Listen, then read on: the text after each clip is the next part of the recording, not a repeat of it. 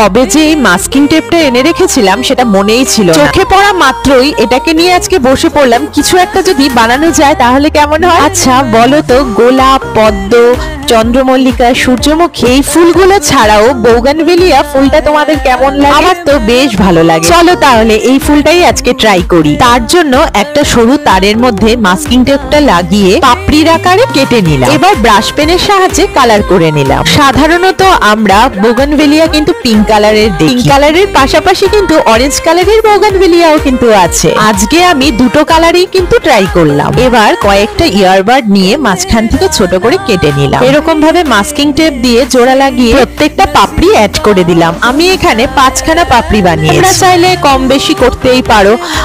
আর কি, এই প্রত্যেকটা পাপড়ি খুলে দিলাম। আর কিছুদিন আগে যে অ্যাক্রিলিক বোতল দিয়ে প্ল্যান্টার গুলো বানিয়েছিলাম সেটার মধ্যে বসিয়ে দিলাম। তোমরা বলো তো কোন কালারটা বেশি সুন্দর লাগছে, অবশ্যই কিন্তু জানিও।